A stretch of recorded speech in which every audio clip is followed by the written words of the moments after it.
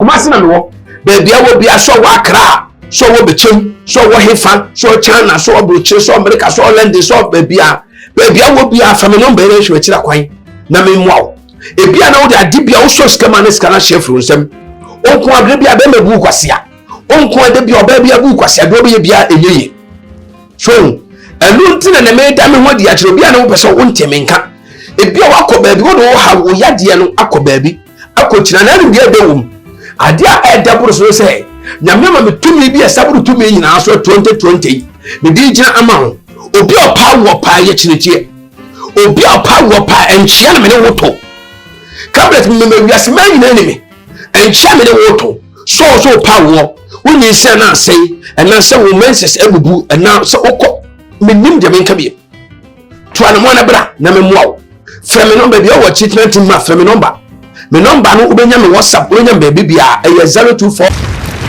Aka TV, the internet the bro. Subscribe for more.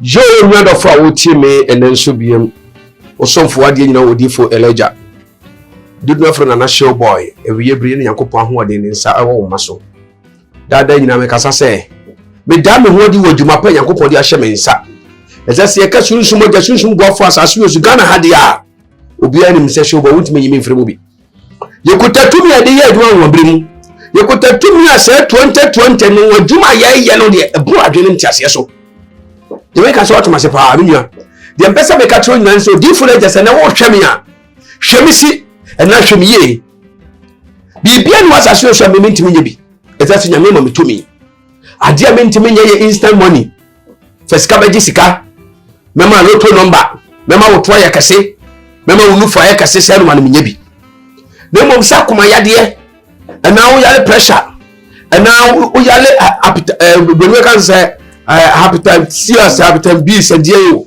ne nyina yale bi ade bi a hawa kuma yade no ma na masme hawo de ya me ma me se tumi no amede ye adwuma ya me ka tro nyina tutuana mo na hwema kira kwan na me muwa awiye benyami kuta tumi de maye afutu amede ma se so hwe ana mo so ye wo nipa ye do no ko no ba se nipa de ka wo so ma kire no enne na se wo ru di agwo no wo fefe ne se de kire wo but ka wo se brebe bia se nkoto be simu nto be twe wo firi nsem no afa no wo be kan sem kase obetwa ntro de ato so se de me twa ntro de to me so no obeka ensem a enim de agu anim ase kire wo nipa but de me kan se hwo hodene baabu so ogidi ni ndi nto a wo hwe ase wo so ogidi ne so be to no but so nyina tie so wo gina pintin se de wakoa be gina pintin no me yakoa ema oman Ghana no se nyame de me ye adwuma sunsun kasafa me mu tuntumi eyem so adwuma me makwata enyansa me mabubuani esole me mabafan enyanan agina so de me ka so atemase bo modde na hwe me kira kwa ne pinche me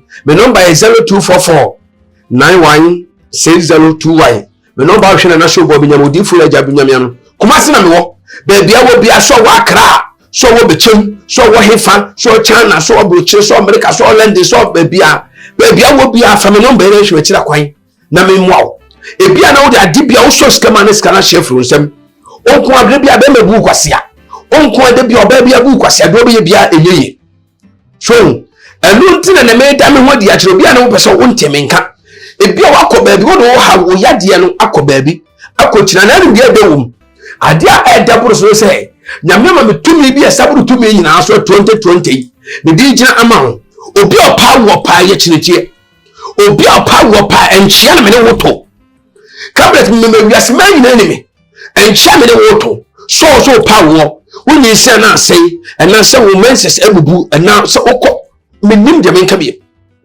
to anamo na bra na me moa frame number bia wo treatment ma frame number me number no ubenya me WhatsApp ubenya baby bia 0248 875529 0248 875529 and 0244 916021 me nyina me WhatsApp number me nyina sa from mail ya ubenya me wie na nsema mpese me ka kire wo se tutumnika ne bra na me muwa fa wadwuma na wo ya enye yie no fa bra me kwasebu obi abu wade na ayira na obi afo ade na no mpe so obi abewia wo ka na obi abefo ade bi asombu obi age wo yire obi age wo kun obo efe bi abi anu hia wade obi abeje ne firi wo nsem ya obi aye ono bi ense fata sunsumu yade obi da obi no da e wo sunsumu Say adwuma na Nyankopɔn apagya me de magina me yɛ say adwuma no.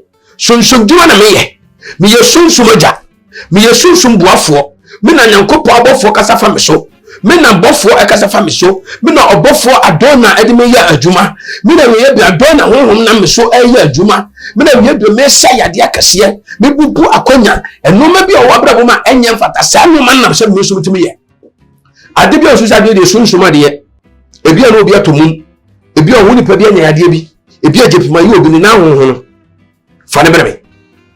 Wo nipa bi ade tena brabɔ so.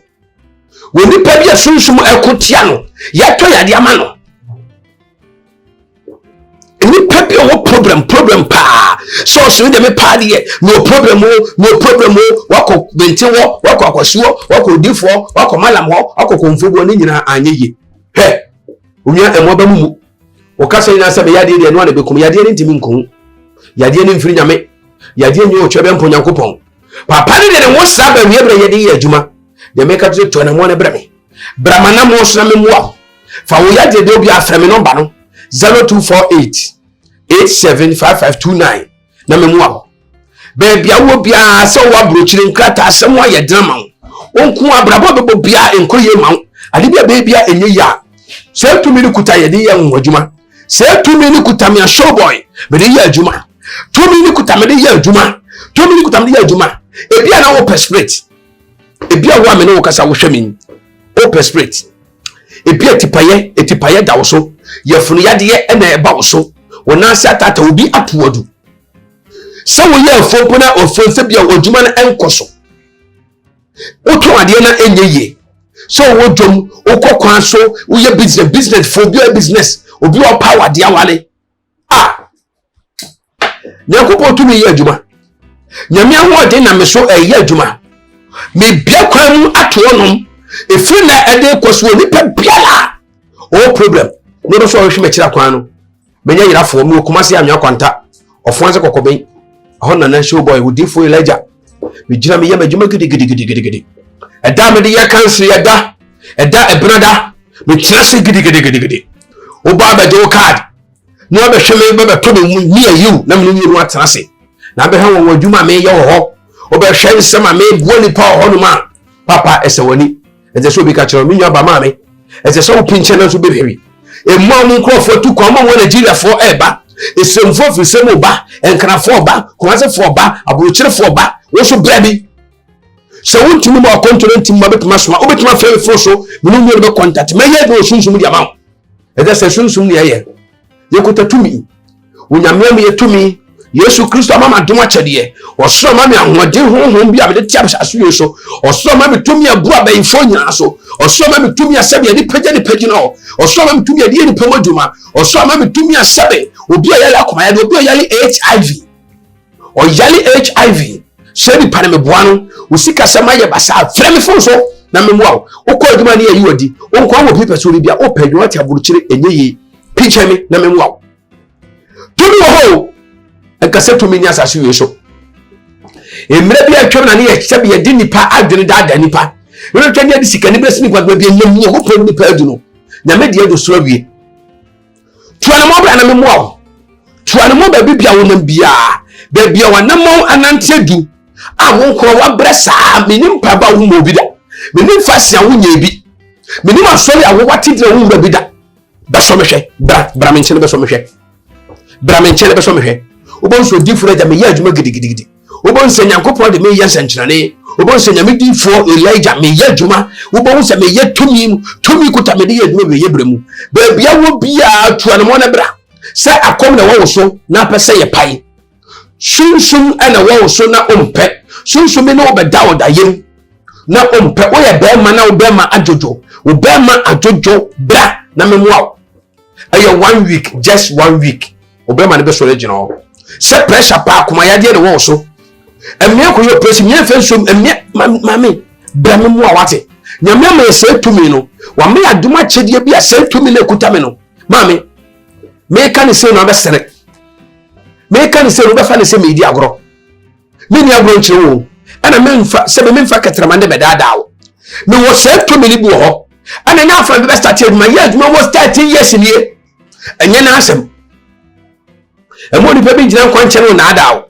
no get papa you ni hwe he o ma bo omo bra me so me mu obi afa na du so bi a won teme nkada me dia no odifo Elijah do afem na show boy me na me ni wudi nkomo yi odifo Elijah na show boy me na me ni wudi nkomo yi bra ba bia wo bi afa me number no ene gu ase no fa number no ne fere me na hwe de Yakopon ho ade na me so wetuma ya ma wo hwe de me betima na me so ya ma wo hwe de Yakopon be na me so atese wa brabo ekoye me na me so obe pagya wa brabo amo pagya ko soro abusuan na yu mutokore eda sa wo ye nipa bia beso bia na ye basa ebia na agudie e wo fie na muntimi ntu ebia agudie bonu bia ka sa agudie de ye gina ye de ebi ma mo ye metuma pagya ma wo wa bra bibia nsi ese 2 million de kasa ye se aso bi tire ko ba aso mu a na ye asukase ye ensusa wo ho no ni ba bi de hye ade aso hunu no toramo na bra memua Yakopon nam tumi so nyame nam me so nyam na bofo so kasafa me so ayi adwuma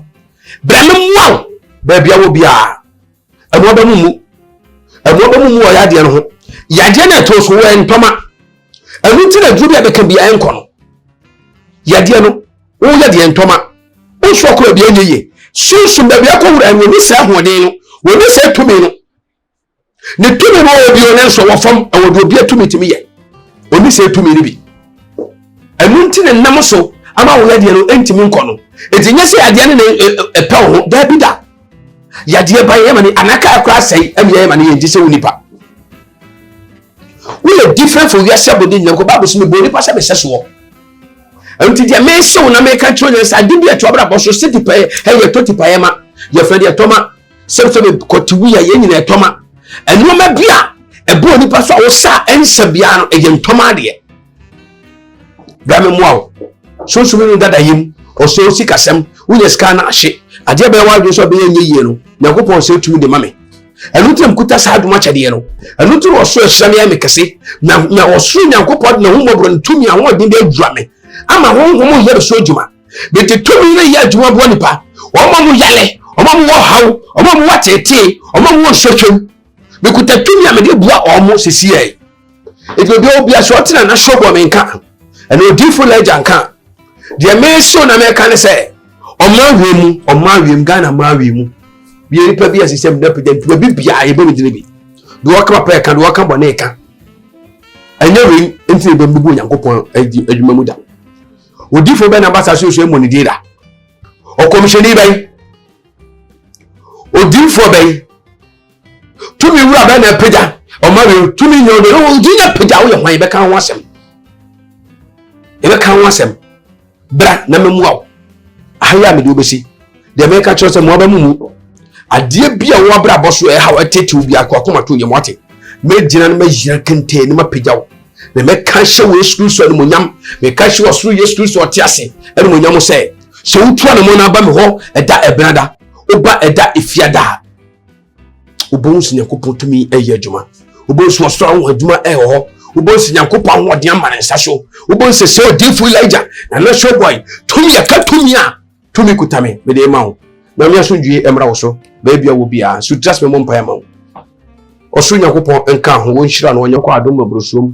ade bia be ye esan abama ne ye kan konhia hyehye owu etipa ye funu yade de etwe yade bubuya edam de me sane yade firi obrabo so me so nyame ho nyame Kopon ho ade so obrabo so oso Yakopon pegya no onye wo kase o ma wo botaye osusua anya adwuma onipa bi obeje wo pa o de kokogya dusini malam sofo bone ene nipa bone tumi bia na bo kabre bibi no so ko tia wo de me jire wo Yakopon no asem so Yakopon je tumi ho abrabo so to me se nipa ni nyina firi abrabo so ate bra nyame nka ho ba bibia wo bia Yakopon hira onye okase bye bye.